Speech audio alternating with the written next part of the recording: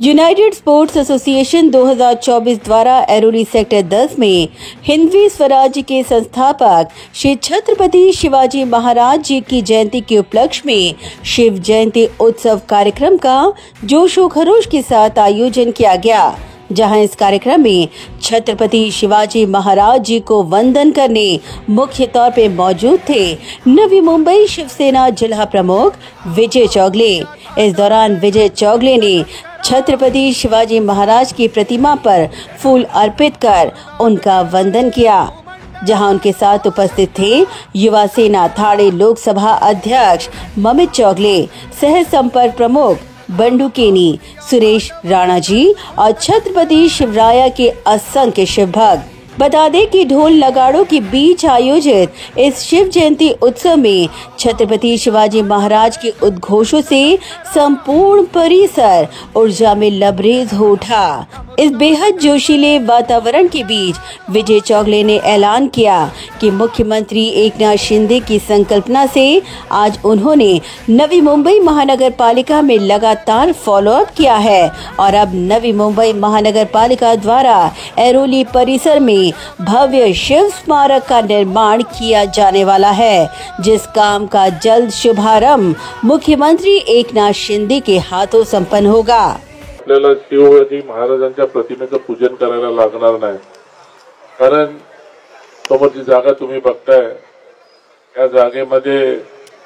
शिवाजी महाराजांचं मोठं स्मारक आपण उभं करणार आहे आणि आता त्याची सुरुवात आपण लवकरात लवकर करणार आहे। लवकरात लवकर म्हणजे आता सर्व जागा मोकळी करण्यात आलेली आहे आणि टेंडर सुद्धा त्याचं झालेलं आहे। भूमिपूजन नाही तर शिलापूजन असे दोन गोष्टी आम्ही मुख्यमंत्री स्वतः वेळ देणार आहेत आणि मुख्यमंत्र्यांच्या हस्ते याचं या ठिकाणी शिलापूजन होईल असं मला वाटतं। आणि एक आनंद या गोष्टीचा वाटतं की MMR एरियामध्ये आणि ठाणा असेल, मुंबई असेल, ही नवी मुंबई असेल, शिवाजी महाराजांचं एवढं मोठं पुतळा आणि एवढं मोठं स्मारक उभं करण्याचं हे पहिलं भाग्य आपल्या सर्वांना लाभतंय, ते पण आपल्या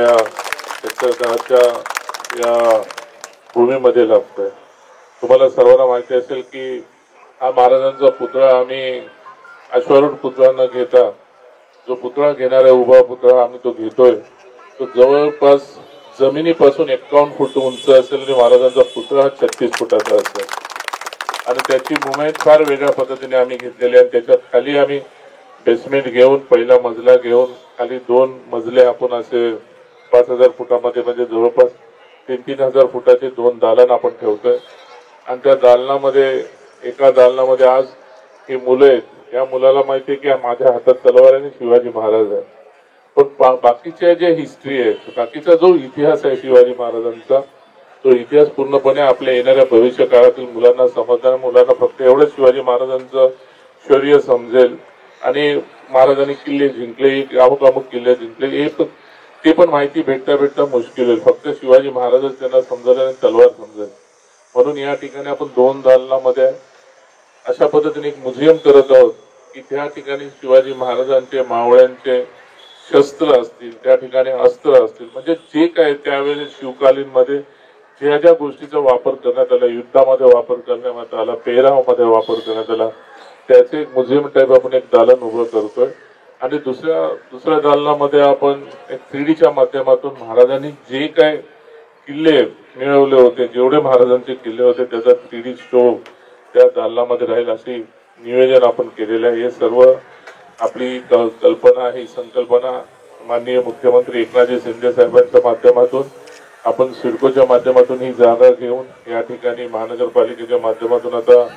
14 करोडचं टेंडर, लेटेस्टली 14 करोडचं टेंडर आता निघालेलं आहे आणि 2-4 दिवसामध्ये मला वाटतं त्याच्या एक्झामिनेशनची सुरुवात सुद्धा होईल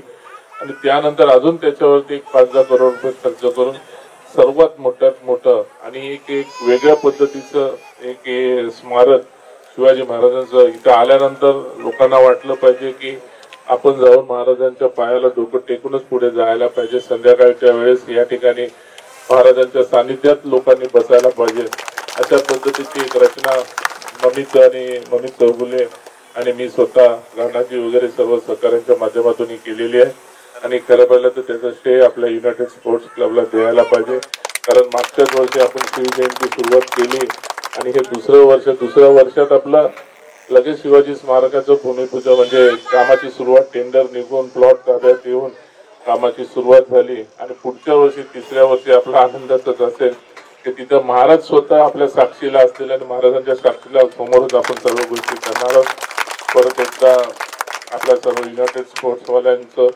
मी धन्यवाद देतो कारण खरोखरच या ठिकाणी आपण हे मैदान तयार केलं तेव्हा युनायटेड स्पोर्ट्सला नजरेसमोर ठेवूनच या मैदानाची आपण निर्मिती केली आणि त्या सर्व करत असताना आपल्याला वाटते की आपल्या एखाद्या राजकारणात लक्ष न देता खेळामध्ये लक्ष द्यायला पाहिजे. राणाजी खेळामध्ये जास्त लक्ष देतात, राजकारणात लक्ष कमी देतात. राजकारणात माझ्यावर लक्ष असतं, माझं त्यांच्यावर लक्ष असतं. राजकारणात त्याचे वेगळेच आपसातले खेळमेल असतं पण स्पोर्ट्समध्ये राणाजी लक्ष ठेवून आज तुमच्यासारख्या लोकांना सकाळपासून सकाळी व्यायामाला तयार करतात आणि सर्व पद्धतीने जे महाराजांनी ज्या काय आता इथे दानपट्टा वगैरे ह्या ज्या गोष्टी इथं पाहिल्यानंतर आज मला वाटतं दानपट्ट्याला पण राष्ट्रीय खेळाचा दर्जा सुद्धा त्याला देण्याचा संकल्प या युती शासनाच्या माध्यमातून होत आहे. Bureau report, Navi Mumbai network.